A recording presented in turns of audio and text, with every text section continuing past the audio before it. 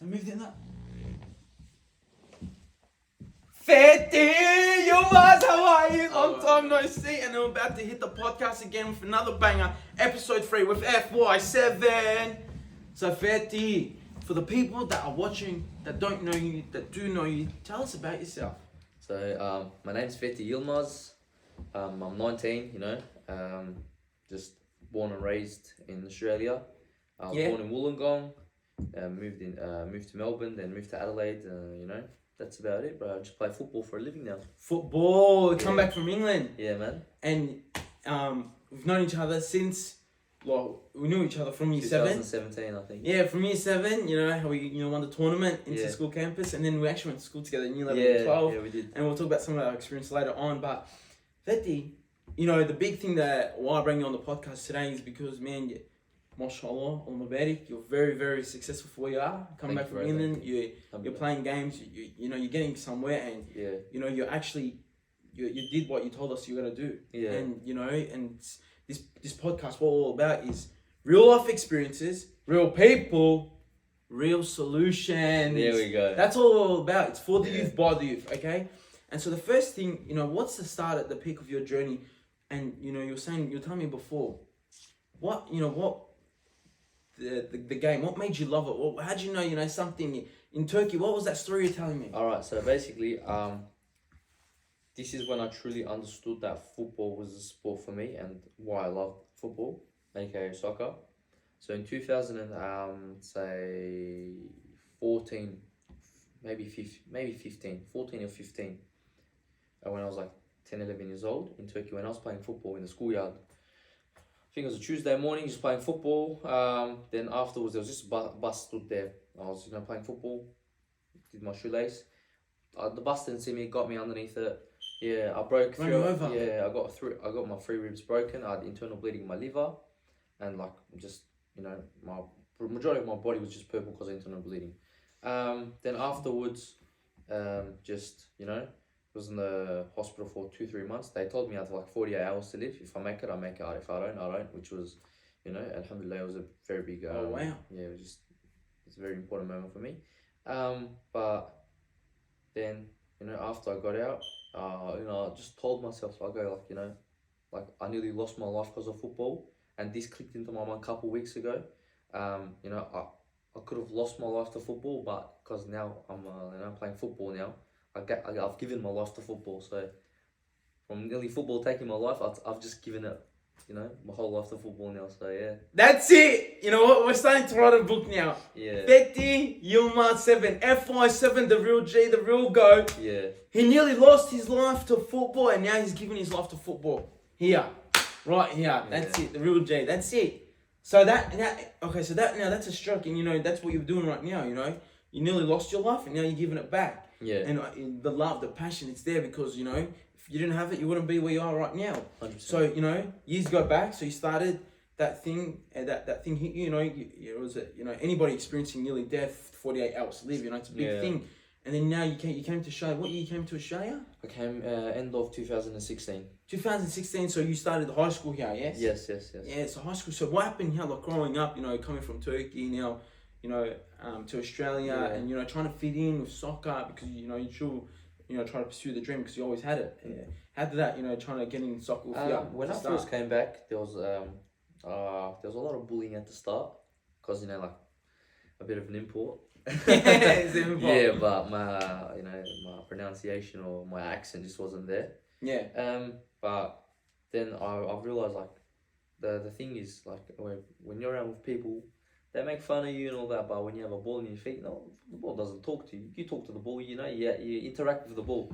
So, no one bullies you no one bullied me except that ball. So that's so basically what you're trying to tell me right now. Yeah. That soccer was an escape. Yeah, from basically reality. It was an escape from reality because you're coming from Turkey. That's your home. It's love. It's your family. You come to Australia where you didn't fit in. You can't speak, you're finding it struggle to communicate to other people. Yeah. You're finding it struggle and, you're seeing you're getting bullied and you're jumping on the field, you're speaking to the ball, you're kicking the ball, you're playing for the ball, you're passing the ball. Yeah. You know what I mean? The game is there and it was the escape from that nonsense, that Yeah. reality, that trying to fit in, because you did fit in with soccer. 100%. From Turkey to Australia, from England to Spain to Portugal to Belgium, Yeah. wherever you are, when you're playing a game of soccer, you're fitting in. Yes, 100%. So that's what it gave you. Yeah. Coming into soccer. Yeah. So now so what club did you play for at the start when you first came? Do you remember? I can't give the club's name, Yeah, club but name. I did play in a. Well, what league? What division? I played Community C, which is a very, very low division in Australia. I wasn't the most talented or the best player. No, don't remember, because in year 7 we beat you guys. Yeah, but I wasn't the best or the most talented, but I did have one thing that 99% don't have, and it's called work ethic, discipline, and that got me where I am today. Yeah, 100%. 100%, Of course. Yeah, but Yeah, so in year 7, you come back from year 7. What happened to the dream? When did the when the dream sparkled. When the dream sparkled, like, you're actually gonna give not give your lot, but like when, obviously, like you said, you to conceive a dream, you had a dream of pursuing soccer, and obviously you always have it in the back of your head. Like, for example, me, in year 7, if I told anybody I was gonna play Barcelona, Real Madrid, but try to wake me up to go for a run, I wasn't waking up, and to training and all that. And I played the NPL, I played in the best division. Thank God, I could afford that, 2-3 grand. Yeah. Trust me, if Messi or Ronaldo grew up in Australia, they wouldn't be where they are right now. No way. No clubs would accept them because of their poverty or the lifestyle that they came from. Yeah. And from Australia, you have to have that successful living to get into where you are, and that's completely wrong, because there's a lot of young talent here, but because of their coming from backgrounds of low socioeconomic backgrounds, they can't get to where they are. I can relate to those young boys. And that's you right here, now. You know what I mean? Young boys and girls out there, that their families can't afford for them to go to NPL. I'd always go to NPL trials. Always go to NPL trials because they're free. Why not? Yeah. Just see what the standards there. I did face a lot of racism and discrimination due to I was Turk. Yeah. I did go to some I guess clubs that were owned by different nationalities. Yeah, of course, and that's a big thing. They didn't have a great history with Turkish people, I guess. I would kill it at trials, just score goals, give assists, did just a lot of flair, They would love it, but the thing is, it was just like, first of all, it was the money that was a problem for me. But it's the money thing. But like, I remember going to trials sometimes, and you try for a position, for example, striker, and then they, instead of picking you, they pick this overweight kid that can't even run. With the same nationality. With the same nationality, and it's soccer here. It's it's about money, but it's also who what because at the end of the day, if you don't have connections, you're getting nowhere. Yeah. Look, for me, it's always, if someone that's even not from the same nationality as me makes it to somewhere, I'm happy for them, because they're breaking that stereotype. I know a young Lebanese kid. He plays for Western United now, but good on him. He's young, but the thing is, it's when kids. When you think about Lebanese, or Turkish people, you don't think something the best of them. Yeah. Because we're from the northern suburbs. Yeah, you're right. Where we're usually tradies. There's a stereotype. There is. We're tradies. A stigma. We live off Centrelink. We do cash only work. But I love the cashies. But when kids or youth does something different, it makes me happy, because it's just they're breaking that stereotype down. Yeah, you're right. Yeah, because it's at the end of the day, there's a lot of, how can you say, there's a lot of, even though like Australia, multicultural country and all of this and that, but like at the end of the day, there's people are not perfect. You know what I mean? And it's people now believe it's all what you see on the media, what you hear from people, and you'll never really experience someone or coming from a different background until you actually see the people that what the culture, for who they are, and like to what you are, NPL, you're moving up, year 8, year 9. How are you in year 9 up to those 15, 16 years? That's when I'll do like extra training, but nothing too special. Just like So I remember, man. You remember we used to play together, still beach shoes. Yeah. And then year 11 hits. Yeah, 11 hits. 11 hits, and that's COVID. 2 years, COVID generation. We're the COVID generation. Shout out to anybody that is successful during the COVID generation. Yeah. And because, like, for me, my own personal experiences, I went, I'd visit the 4 rooms: the pantry, the kitchen, the bathroom, and my room, staring at the same 4 walls, looking on Zoom and, having those classes from 9 to 3, then after that trying to put in the studies. And you're not really, what are you doing, you're not doing anything, you know what I mean? Yeah. That's healthy, that's good for your mind and mentally, you know what I mean? And for example, I kind of lost myself. I gained 10 kilos. Yeah. For example, but at the end of the day, soccer was never the goal. Like, for me, it was a goal until, at the age of 16. Yeah. Then, you kind of realize, come on, you either have it or you don't have it. You know what I mean? But then again, that belief in itself is flawed. 100%. Because at the end of the day, I failed myself because, like I said, anybody can have skill, anybody can pass the ball. If you really look at soccer now, the professional level, like, what are they doing? They're not many people doing step overs, not many people doing rainbow flicks. It's passing, it's a mind game, It's character, like you said, it's a business, it's pride, it's confidence, it's everything. It's what you have to provide. It's not just you doing a trick. It's not. It's entertainment, like you're saying. Yeah, football's a business now. It's just a player is a product. I'm a product now. It's what I can do to add value to myself after this point. Yeah. I can, I try to play as much as flary as possible, but it's to some extent you can play with flair. You need to do some stuff, like, personally me, I think I'm the best I can be, and I know I am better than a lot of people out there. Although I'm not a professional football player yet, I'm in the system. I play against big teams. Well, like when I'll be going back a couple of weeks later, I'll be playing against Liverpool. But what I'm saying is that you need to add value to yourself. You need to be a character. You need to be somebody. There was a book I was reading. In the book, he says that a fire without flame is like a name without fame. Fire without flame is like a person. No, it's like. A fire without flame is like a name without fame. A fire without flame is like a name without fame. So makes sense, because now when we, when we talk about Fetty Yilmaz, number 7, there's fame behind it, and at the end of the day, it's a legacy you want to live. Yeah. That's why like this podcast, what we're trying to start is trying to motivate young youth. 100%. We're trying to bring out people that are realistic. Fetty, you've gone through. You lived in the northern suburbs. You've seen the stereotypes. You've seen the stigma. You've been through school, man. We went to school together, and there was a lot of it. Too much 100%. of it. You know what I mean? And there's a lot of there's so many directions you could have been going through. There's the alcohol. There's the drugs. There's the women. There's so many peer pressures. The clubbing. There's so many avenues you can push through. But then at the end of the day, you're looking at you, and it's a realistic expectation of what we're bringing here. And this is why the motto is. And I always remind people: real life experiences. Real people, real solutions, and you're the real person here. You've went through the troubles, you went through the struggles. Tell me, you could have slipped up like that. You could have taken your life like that, but it's a hard thing. It's a mental process. It's all here. Yeah, I know. I'll just put this in a way. Whoever I played football with, and mind you, because I did play in a low economic status place, because I played in the northern suburbs. Yeah. Plus, I was playing in the community league.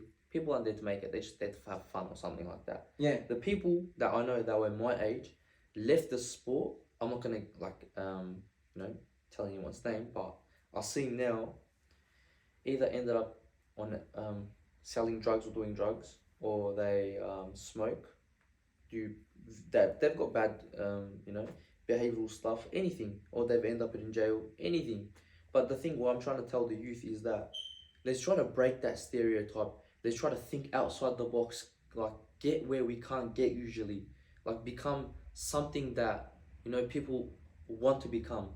Like a lot of people, like there'll be a lot of young kids in the northern suburbs that yes, I want to become a footy player, I want to become a soccer player. Okay, what are you gonna do to become that? How are you gonna act? They just wake up, they do what they do, then they go, all right, Tuesday night, Thursday night, let's say Friday night, you go training.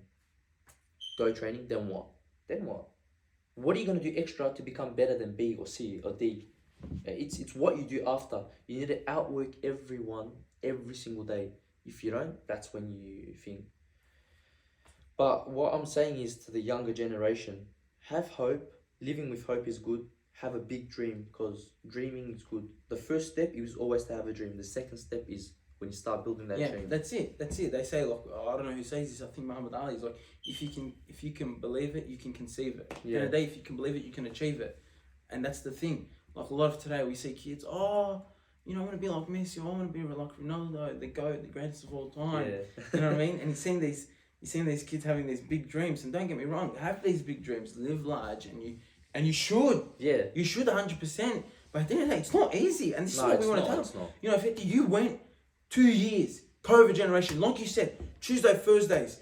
And you know, through COVID, they stopped soccer. So there was never Tuesday, Thursdays. You know what I mean? There was never Tuesdays, Thursdays. So you know, tell us, what did you do in year 11 and year 12? Right. You know, there was no Tuesdays, Thursdays training, no Sunday. Yeah, I was doing VC Unit 3 and 4. Unit 3 and 4. I just, you know, during, like, before school started 7 o'clock, 7:30, I'll either go for a run, Yeah. I'll do training at the, I lived in a bad place. It was called Awesome Place in Broady. It was like a Broady inside of another Broady. It was bad. It was very bad. And there was a club near my house. I just ride my bike there, do training in the morning, or sometimes I'll do it for my mate after school. But make sure I get 2 sessions of training a day. And also, because I wasn't that wealthy back then, or didn't have enough money, I couldn't buy gym equipment inside the house. So I'll go to Bunnings, or I'd find sandbags somewhere, and I'll put sands and rocks or whatever in it from the park. Imagine, because there was a park right across my house. Just walk to the park, just put stuff in the sandbag, zip it up, go home, and because they had like little handles, I'll just do like bicep curls with them, or I don't know, jump on a chair, just do some incline, I don't know, anything I saw, I tried to do something around it. Like I'll go Kmart and buy, like, you know, those bands, because they were cheap, they're like $5-6. I'll just buy bands and do leg workouts with them.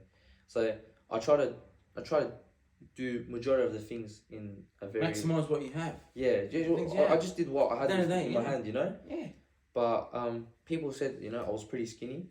Then I gained weight by doing all those stuff inside my home garage. Then afterwards, people said you're not talented enough. So I trained more and more. You know, I like to use people's hate words against. Use it for hate, for pressure. You know.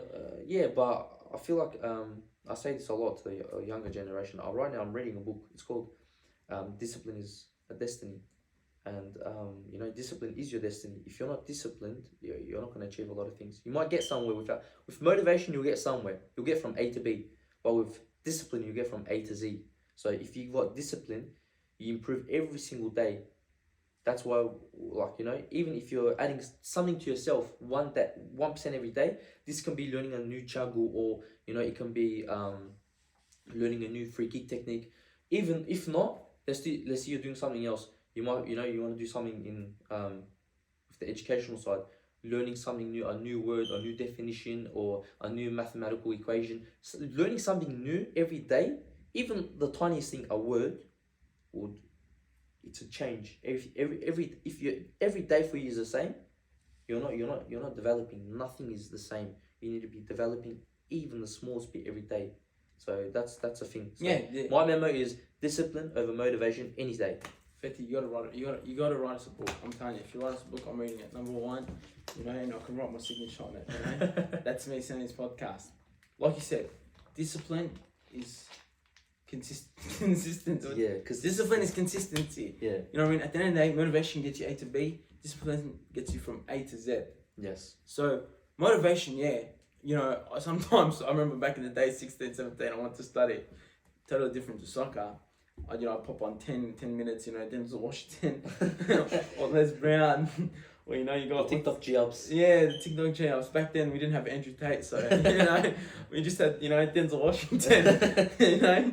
And then, so, I watch these motivational videos, and I get, like, this spurt of motivation for 10 minutes, and after 10 minutes, I'm like, what's the purpose of life? You know what I mean? And then, this is what you're saying, discipline is consistency. Because motivation, you only work when you feel good. And if you feel good for only 10 minutes, you're only going to work for 10 minutes. But discipline is waking up feeling like, feeling terrible, but still working, because, you know, you have to. It's not what you want, it's you have to. Yeah. One thing I'll add to this, I always did it and always will. It's about self-talk. Self-talk is the most important thing a person could do to themselves. When you know, if you're not having good self-talk to yourself and bringing yourself down, you'll get down. How'd you do it? How did I do it? So when I moved to England, I'll continue the story later too. Yeah. I'll wake up every morning, have a shower. I'll have a nice warm shower in the morning. Last 2 minutes, put on cold. Make sure like you're just awake, you know, like you're full on, like you're just cold, but you're on a little G up. If you got your it's like I'll put my phone on the side too, so you've got your little music, your little Drake, you know, your little baby on the side. You know, then I'll look at the mirror, look at myself. I just talk to myself. I go, you're the best, you know. But to be the best, you gotta like think the best. You gotta eat the best. You gotta sleep the best. You have to be the best. You gotta act the best. You got to be a character. If people got to love you, but you know. Yeah, well, that's funny. So you actually went into the mirror, and Yeah, you I said, just stare at myself for 5 minutes I'm every gonna day. think like the best. I'm gonna act like the best. I'm gonna sleep like the best. I'm gonna eat like the best. I'm gonna play like the best. Yeah. Weirdo. But I'm telling you, you know, sometimes I used to go to I used to go for walks, and this is when, you know, for 16, 17, I used to pop on earphones. No one knows this, yeah. I used to pop on earphones, and I used to act like I was on a call, but, you know, no one knew that I was talking to myself. So I'm like, I'll be screaming, you know, you're this and you're that, and I'd turn and tell myself, and, you know, you're amazing, Sammy, you're amazing, you're this and that, and I talk to myself just so people, you know, put on those earphones or something. But like, you need that, because, you know, so many people today, they overthink, they're deluding their thoughts, and, you know, I'm gonna clap right here. I've got a quote to tell you guys. Go for it. Go for it, guys. The purpose of thinking is to kill your thoughts inside your head instead of you. There you go. Repeat, round 2. The purpose of thinking is to kill your thoughts inside your head instead of you. Most today, we're thinking, we're dreaming, we're acting, we're believing. I want to do this, I want to do that, but all we're doing is thinking nothing. Like you said, you told me before, you know, you had the dream of soccer, but that's only 10%.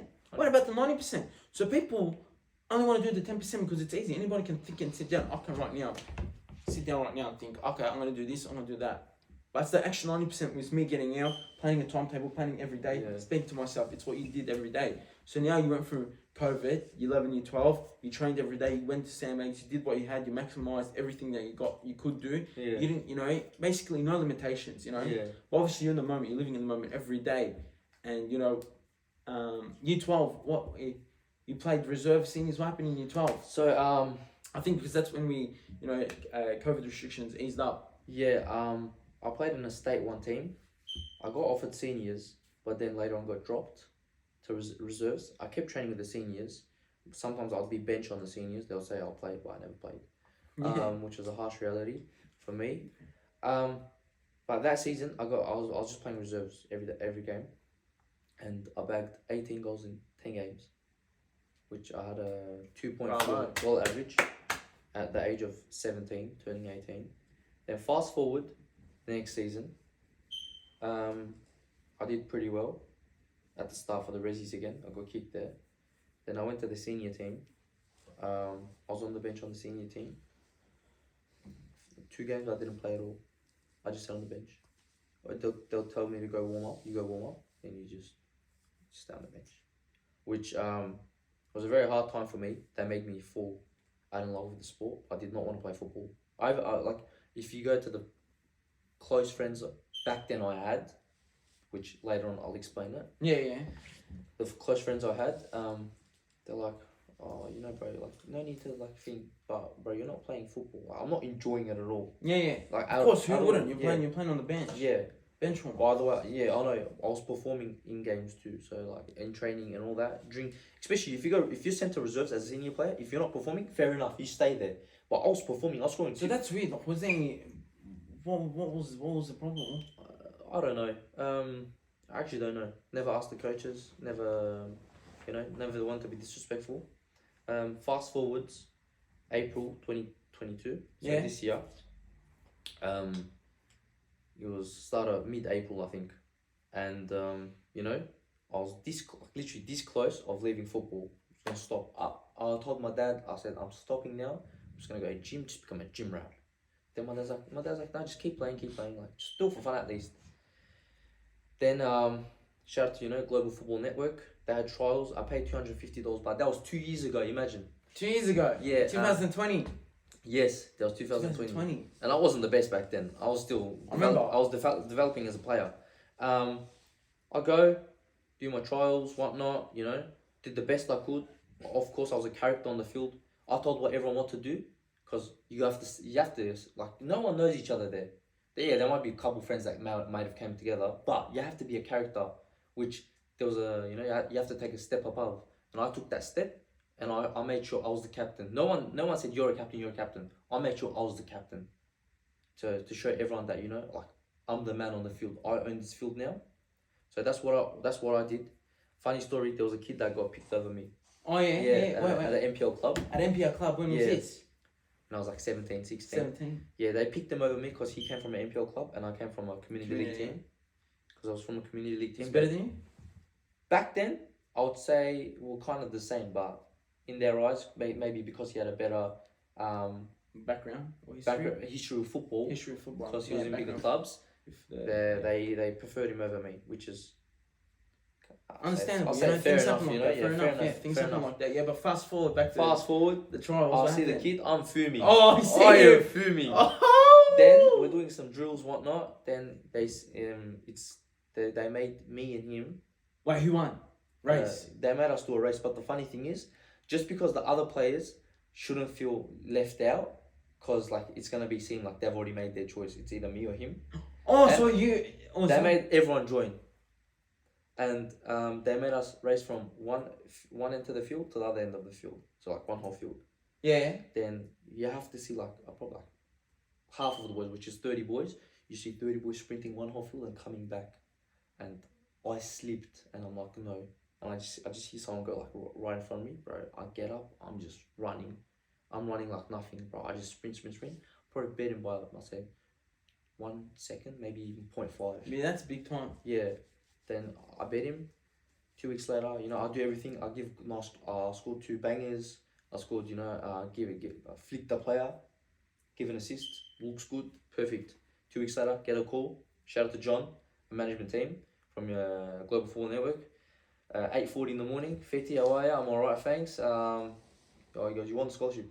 Mind you, there's Melbourne City, Melbourne Victory, and big NPL kids there. They might have got released and all that. Like, there was big players there. Yeah. I'm shocked. Because I never knew they were going to pick me. But they said that you had a character.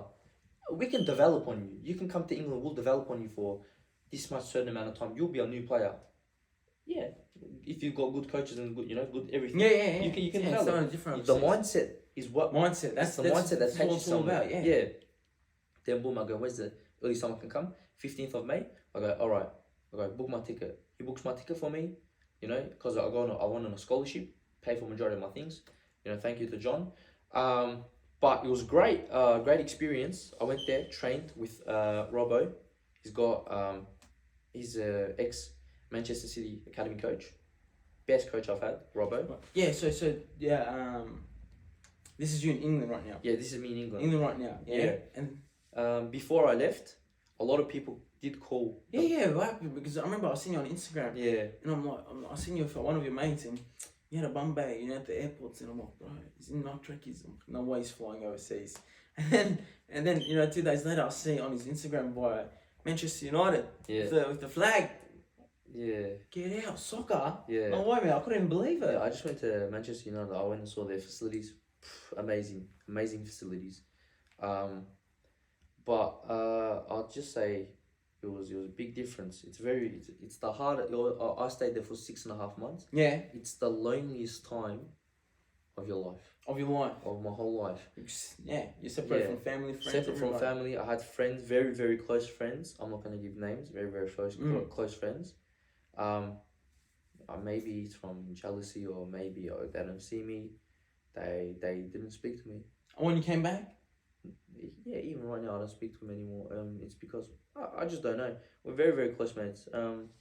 But yeah, it's not a nice thing to do. Yeah, things like that. Like I was saying before, like no one, deep down, we all love each other, we're all happy for each other. But deep down, no one wants to see anybody doing better than. That's how themselves. It is. That's one thing we need. We need to change that stereotype. If Sammy's doing better than me, good on you, bro. He can be. Maybe if I say good on you, Sammy, that's gonna give you maybe 5-10% motivation. Then you're gonna go, bro. If this guy depends on me now, he likes me for my deal. Yeah, it's that. But that positive reinforcement that what you're doing that it reassures you that what you're doing is right, and it's helping people. Like for example, people coming up to me, Sammy, we love your podcast, or something, you're doing a good thing, man. I get cheated up. 100%. I get cheated up. I'm going back home. I'm trying to edit my videos, trying to post this up quicker, trying to think of people to get on, trying to think about things to speak about. And it's so much more better than hearing someone laugh at me and say, "Oh, you're a joke," or you're terrible, or you're not even funny. Especially those comments, man. No. Yeah, like you're serious. Like you can go 5 minutes out of your way to make someone's day very bad. Yeah, like it's not even needed. You know what I mean? But that's how it is. People move on with their lives, and because you just moved out of school, because we always had that thing, you know, we've seen the same people every day for 2 years, Yeah. you know, and you never know, you actually never know if they're real friends until you actually leave school. Yeah, 100%. That's how it is. But that's when I realized who my true friends are and who my friends aren't. They're like some people that I wouldn't expect called me and said, "Bro, how are you?" Like out of the blue. Or I appreciate those people. Some of the people they called me sometimes. At least they called, you know. Yeah, I remember we jumped on an Instagram live at 2 o'clock. Yeah. Good morning, Betty. And then he had his earrings, he had the cap back, and he's sitting. Yeah, but that's how it is. But what do you call it? I'll speak more about England. It's as a player, if I'm talking to the youth right here, if you want to go to a different country and do something else, you need to be disciplined. You need to make sure you're very determined of what you want. Yeah. And mentally, you have to be very strong. First 2 months, I was homesick. I wanted to come back. I did consider coming back. But then I said, what was the reason I came here? Like, why? Why was I here for? And then I realized my true meaning. And I said that, I told myself, I said, I'm not going to go back to Melbourne and give the people the satisfaction that they want. And, you know, they're going to say, oh, Fetty didn't sign anywhere, bro. What a loser, bro. 6 months, he didn't sign anywhere. Well, I did sign for Baltimore Wanderers. You know? Baltimore Wanderers, shout out. Shout out. That's it. League One. Yeah, we're in League One, but I'm in the, you know, with the youth boys due to my age. I'm pretty young still, 19. Yeah, no, it's still good. Yeah, but well, in England it was pretty rough because you don't have much mates. So yeah, homesick, no friends, no family, no support, no one there with you. And to be honest, you know, if I told you before, if I had the same skills, same experiences, same opportunities, exactly the same. Like, let's say if I was you, you know, and I got an offer to England, to be honest, I probably wouldn't even take it. I'd be like, oh man, I miss my mum's cooking. Yeah, I did. Yeah. I used to call my mum. I said, how do you make this the lentils? And I stuffed it up 4 times, so I didn't stop making it. But what do you call it? Like when I left Melbourne, I left in 2.5 weeks. Literally, I booked my tickets. Boom, I'm out. Then I just went to, you know, to a new environment, everything new. Everything new. It's like a completely different I got shocked for a bit, but then you can't adapt to it. But for me, it was a, you know, they say make it or break it moment.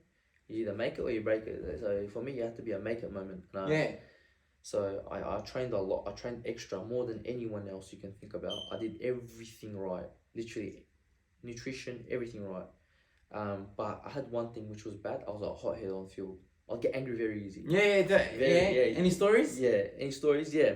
So basically, one day we were playing against a big academy. A footballer. He's an ex-Liverpool football player. His academy. I'm not going to give names. Owns a very big academy. We're playing against them, friendly game. One player pulls me. He just swore at my mum. I walk back at him. I go, bro, what are you saying? Yeah. And he goes, you heard me. I go, I just went, boom, head. Linesman doesn't see it, ref doesn't see it. But then he's on the floor, you know, this, boom. Then, you know, after the game, my captain, Sebastian Cal, shout out to him, going to Uruguay, hopefully making professional there. Inshallah. Pulls me aside, bro, what are you doing? He goes, you need to change your mindset. He goes, imagine someone's watching you, a big scout. You scored 2 goals, but you did that. They're not going to want you. Who's going to want you for that? You have to stay calm on the field. Imagine though, like, he's got a point. That was a person that I'll give a lot of credit to, Sebastian Cal. He changed me a lot with my mindset. But he's totally right. Let's say, you know, you're a hothead. You go to you play in a big game, and everyone it's making chants about your mum and you. Like I'm saying, your wife. Let's say you make it to you know Arsenal, Manchester, Man City. You got 40,000-50,000 people screaming at you. You don't know if they're with you or without you, and then you can't turn around to every single one and give a reaction. Give it. Yeah, you can't. Back, you know, it's the mentality game, and that's why we say a lot of people today. For example, you know, I was speaking about today, Ronaldo, greatest of all time. Yeah, 100%. You look at his life, man. Yeah. 37 years, still goading things as usual. He has one of the hardest years of his life right now. Start of the year, loses his son. Yeah. Then now he has to deal with his wife, and then on top of that, he goes, he goes into reports. UK reporters all giving his life. Oh, you know, he should be better than that, or he should do better than that. It's like, oh, have you lost a kid yet? Yeah. When you lose a kid, tell Tell us how that feels. Yeah. And then after that, they put the GOAT on bench, sit him on bench, disrespectful. And then, look, you think about like the mentality, because I'm using Ronaldo as an example, not because he's the GOAT, but because his mentality. Yeah. His mentality is undescribable. You can't. That's what makes him the greatest. He does. Because anybody can do what Ronaldo can do. Anybody can pass, step over, but no one can think the way he thinks. No one can talk the way he talks. His mindset. His mindset. His mindset's influenced me the most out of everyone, because he has the mindset of being the best. I'd like. There was a video ages ago. It was him, Rio Ferdinand, and I think one more player. I forgot his name. And they were asking who's the best player, and they ask him, and they go, "Who's the best player?" Maradona. And they ask the other one. They go, "Who's the best player?" He goes, "Maradona." And they ask Ronaldo. He goes, "Who's the best player?" He goes, "Me." Everyone laughs at him. Everyone laughs at him. What happens? He is the best now. You know? So, like, sometimes I make very, very big, bold claims, but I can put my word, you know? I can say with my chest, with my chest, that I know I can. There's things that you can do and can't do. If I say I'm going to play in the 2026 World Cup, which I will, inshallah. Inshallah, 2026. In USA, that's possible, because it's in my head. I know it's going to happen. I can dream it. I have a vision. But if I say I'm going to run for presidency, I don't know anything about politics or law or anything. Which, you know, like, you're not going to do it. It's completely understandable. So what you have to do is, you need to know what's reality and what you can achieve. Yeah, it's being realistic. Yeah, you have to be realistic with yourself. But in my opinion, I can get somewhere very high. And my aim, you know, like everyone talks about the money, it's great. The money is great, but I play football with passion. Because, you know, like I said to you at the start with the busting, I said that, you know, football could have taken my life. Now I've given my life to football. Yeah. I've given my life to football. I've given my whole life to football. Money's a big part of it. But the thing is, I play for the, you know, for the youth, or for the immigrants in Australia. I want to represent someone. Yeah, you are. I you know, like there's a man in the Turkish Australian national team. His name's Aziz Beach. He's a boy from Brody. Yeah, I know. I want to be better than him, or even as good as him. I want to be at his level. Why? Because he's representing us. Yeah. So I want to represent the Turkish community, also the world community. I want to represent everyone. So it's just like the youth can look up to me. Just not the boys, even the girls. There's very, very 100%. Young, talented Turkish girl football players. I wanna make sure, you know, they get somewhere far, because they can represent. Yeah, because at the end of the day, you got to think about this too, Fetty. What you're doing is pretty good, and at the end of the day, you got people looking up to you. Yeah, you know what I mean? Like, you know, you got young boys looking up to you, and they're like, oh. And let's say you do get in, inshallah, you do get in. I know you will get in. Yeah. I know you'll get in, Fetty, 2026. Like, oh my God, Fetty, wait, he grew up in Broadmeadows. What? He played for this club, he played for that club. He went to England at that age. What? And then people start thinking, oh my God, if he can do it, I can do it. Yeah. You know what I mean? So you're breaking that norm. Fetty, at the end of the day, you know, another good motivation. Even though right now you don't got that many people looking up to you, but you do. And, you know, with great power becomes great responsibility. And with great responsibility comes great power. Yeah. You know what I mean? At the end of the day, you're going to be idle. You are idle right now, mashallah. And people looking up to you. And at the end of the day, you got to think about it too. People are depending on you. Yeah. Because, man, who are you looking up to right now that's in your same position? Like you said, that Aziz Beach from Australia. But, you know, you want to be better than that. And 100%. You are going to be better than that. Yeah. You know what I mean? And so you got people looking up to you. You got, you know, that boy you said, Lebanese, Western United. Yeah. He's looking up to you, man. So it's something that, you know, to use as a strive and a motivation, you know, to keep going. Because at the end of the day, you know, if you don't make it, you're going to disappoint a lot of people. Yeah, which, you know, injuries come with it a lot. Yeah. But you need to recover, get back in the game faster and harder than ever. I had a mate in England. His name's Keegan Vicetic. Shout out to him. One of the toughest players I know. One of the toughest boys I know. Yeah, we're playing a game. Yeah. Boom. Cops into the ankle. His ankle is swollen purple. But we don't have anyone on the sub, because everyone's there to showcase themselves to that club we're playing. So we can get a trial. Continues. So, you know, he's a big warrior. Like, after I saw him, I go, there's no way I'm going to give up if that kid's not giving up. His ankle's probably got a fracture on or something, or he's pulled a muscle. Something's going to happen. It's football. It happens. But if he's not giving up, bro, I'm not giving up at all. Yeah, of course. That's it. So At the end of the day, the sacrifice commitment that needs to be made. yeah, So you go 2 months homesick, you're moving on 3 months, and explaining the process of, because there'll be times where you said 2-3 times where you get yourself down, where you want to book a flight, where you want to come back home, but you still go and you're still talking to yourself, you still have that motivation, you're still coming back, and now, to explain the process, man, with that 3 week, that you were telling me that 3 week, between you said there was a 2 week period where you're going to give up. yeah. And then after that 2 weeks, 3 weeks later, you get signed by Bolton. Yeah. What happened in those 2 weeks? During the 2 weeks, bro, I just doubted myself so much. Like, you can, I don't know if you know maybe, I don't know, we'll jump, maybe the boys are sleeping now in England, but they know me. I did not speak to anyone for like 72 hours. There was a room up in the house I used to live in. I locked the room, stayed there for 72 hours. I made myself food. When it's time to sleep, I'll go back to my room. When I'm done, go back up there, lock the room. Bro, I'm talking about, I'm staring at a blank wall. Just like emotions, thoughts, everything collapsed. It's just like, in my mind, it's just pitch dark. Shut down, like literally. Like either I was updating or something was happening. Like I wasn't there. Then after 3 days later, I just get out and act like nothing happened. What happened? I just thought, bro, you just think.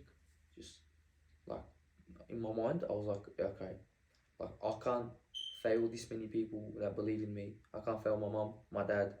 They trust so much in me. They help me out so much. I just can't say, all right, I want to leave early. Oh, I'm gonna come back. What am I gonna do when I come back? I live for football. My life is football. It revolves around the ball. If I have no ball, then like there's no point of I don't even know what I'm gonna do. Yeah, you're right. So what I do is every day I talk to myself a lot. As I said, I talk to myself even when I'm in the gym. If I'm gonna fail that rep, I don't want to fail. But in my mind, I was like, I'll say like, bro, wake up. This can be the last rep you're gonna do. Like, what if you leave this place unsatisfied of your work? What's gonna happen? Like when I leave, I always do my cardio, and last 40 seconds, I always put at the max incline and probably like 13, 14 speed. So we're talking about, I'm just like running uphill. If during that 40 seconds, if I don't feel like I'm gonna pass out after I leave that machine, I'm not satisfied with myself. Never. Yeah, like Muhammad Ali says, he doesn't when he does push-ups, he doesn't start counting until it hurts. Yeah. Doesn't start counting until it hurts. So it's the. And that's the thing. Like you said, that 3 days, 72 hours, you're locked in your room. All you can see is a blank wall. You're just in your thoughts. And I was like to myself, the worst enemy is yourself. Yeah, 100%. The worst enemy is yourself. For example, me, I'd talk rubbish to myself. I'd talk like I've killed people, I've murdered people, I've done harsh things. But then when someone calls me for help or needs help, I'm there for them. I'm telling them the loveliest, the best words, giving them motivation and speaking to them as they're perfect. But when old Sammy needs help, I'm giving him crap. Yeah. And in that that, like you're saying, those 3 days, you could that's what you'd be doing. Sometimes the worst enemy of a person is itself. It is. That's it. Because you can this can go 2 ways, maybe 3 ways. First way is you talk good to yourself and you feel good. Yeah. Second one is you talk yourself down. Say, bro, who am I? Like, why am I here? Which that's very dangerous. That's when mental illness and a lot of suicide problems start happening. Yeah. And self-harm. And then you And the third one is, okay, all right, whatever. Which is a very bad thing. It's as bad as the second one. Yeah, because you're feeling numb. It's like you're saying. That quote, I was thinking about it. People die at 25 but don't get buried until they're 60. Yes. People die at 25 but don't get buried until they're 60 because at the end of the day, we're Muslims, alhamdulillah, and at the end of the day, a big thing for us is praying 5 times a day. Yes, 100%. It's doing the obligations, doing the mandatory things and acting as a Muslim. And at the end of the day, comparing us to someone that's dead in the grave 6 feet under the ground, it's not about, money or status or fame or anything, because it doesn't mean anything. It's this person can't pray. Go underneath 6 feet deep when you're alive. Stay there for 5 minutes.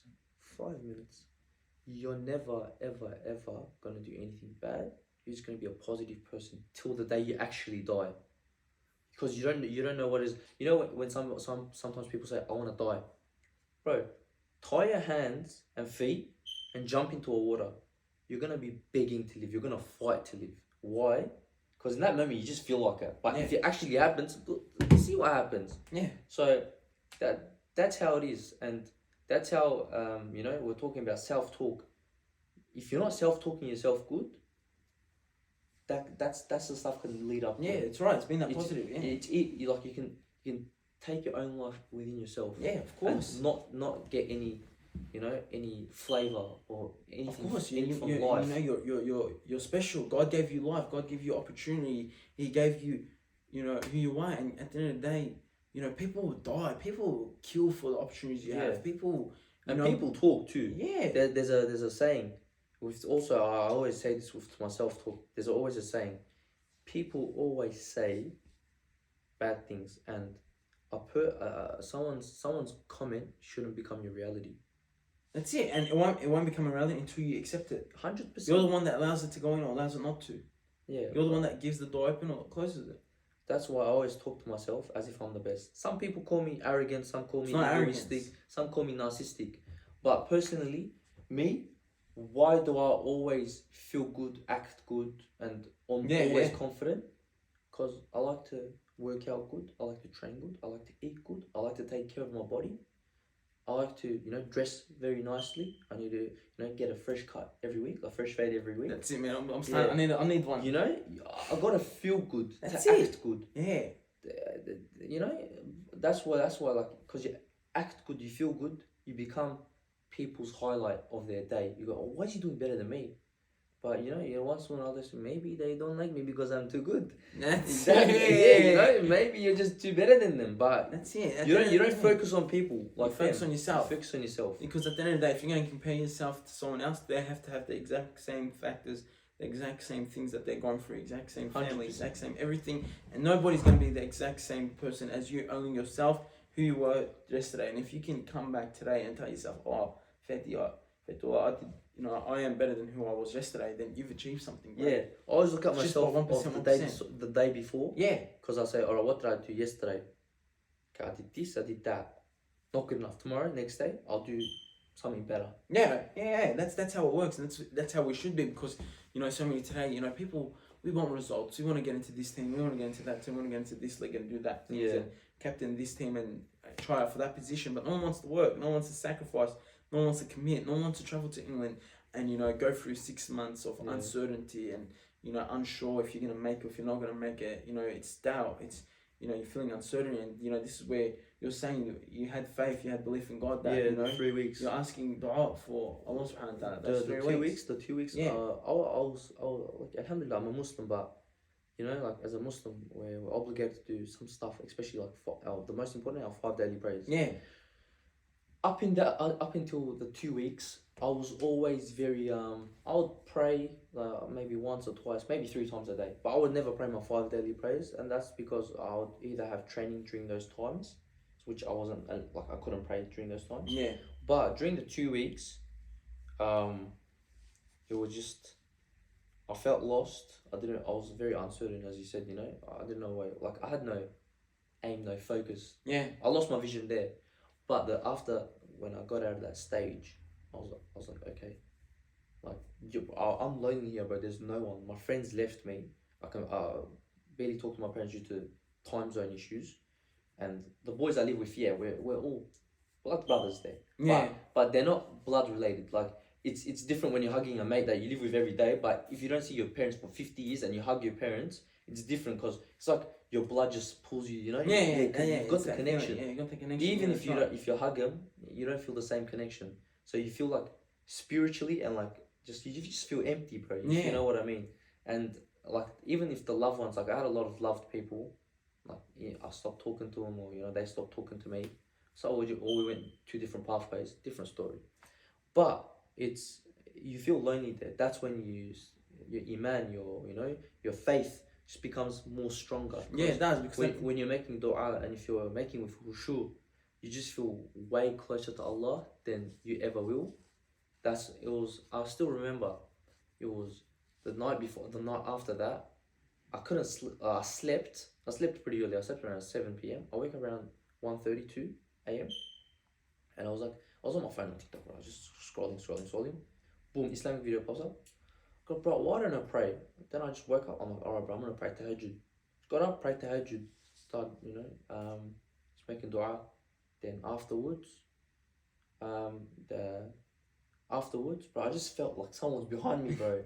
I just felt I got little tingles. But then, bro, I jump on TikTok again. I'm not kidding you, bro. Maybe 2 or 3 swipes later, it says there was a video saying if you do pray with khushu and you pray with sincerity, jinns, like the good ones, the good jinns join. They become like they pray with you behind you. That's why you feel those goosebumps. And bro, that made me feel very bad. After that, I tried praying my majority of my prayers with khushu. Like sometimes I would feel it, sometimes I won't. So I'm like to myself, like sometimes I question myself. I'll go, did I pray properly or not? I'll go, all right, next prayer we'll focus more. Yeah, that's good. Yeah, it's very good. That's why. Then afterwards, I pray, kept making dua. Boom, we get our head coach Luke Evans, scout at Man United, legend guy, love him. Calls me, messages the captain, calls everyone. He goes, all right, boys, we're playing against Bolton Wanderers. Boom, we go there. Rainy day. I'm not expecting anything. Usually when I play, bro, I'm always nervous because I want to get a trial, but I haven't got a trial in ages. Yeah, that's it. I'm just nervous. Well, anything can happen. Then my captain Sebastian Kal crosses the ball to me from around 40 yards out. I inside foot from the air, late to my teammate. He gives me a little through ball, bottom corner. Then I give an assist. Last minute, I take on 3 players by myself from all the way from the half line. And from the edge of the box where it's like nearly impossible to score, side netter, right side netter. That's it. The game, rainy, it's just perfect. Alhamdulillah, bro, it was great. It was the best feeling I've had in a long time. Then afterwards, what happened was, game finishes, coach comes up to me, he goes, how are you, mate? I go, good, thanks. And he goes, oh yeah, we spoke with your coach, good luck in our training. I was dying. I was so happy. I felt like crying. Yeah. It was the greatest feeling. That's good, man. That's good. Yeah. So then you got on Bolton Wanderers, signed contract, deal, and everything. How long you went for? I'm there till May. I'll be there till May. Then after we're gonna see what happens. Inshallah, hopefully I can continue. If Allah Subhanahu wa Taala has got more future plans for me, somewhere better. You just. I'll save it. Yeah, inshallah. That's it. Don't forget this podcast. Nah, I never will, man. Hopefully I'll return next time. Maybe I'll say 8-9 months later if I do come back. Do another episode. Till 2026 in USA. Yeah, inshallah, bro. And that's it. Any shout outs you want to give? Shout out to Global Football Network, Sebastian Kal, Kigim Setic, Robbo. He's got training program. But that's about it. Shout out to everyone I know. Shout out to everyone. Shout out to mum and dad too. Shout out to mum and dad. Big man here, Samuel Suki, the top G himself. The top G himself. He said it. That's it. Thanks, Fetty. If you write a book, I'm reading it. FY7. Ronaldo has nothing on this bloke. Messi has nothing on this bloke. I believe in him. He believes in himself. Yeah. Thanks, Fetty. I appreciate it. My last shout out is to the guy that took care of me the most, Ryan Riley. Top G. Top G, Ryan! Thanks, Fetty. Thanks, bro. We'll see you next episode. Thanks for watching. Don't forget to like, comment, share, and subscribe. Thank you. Suey!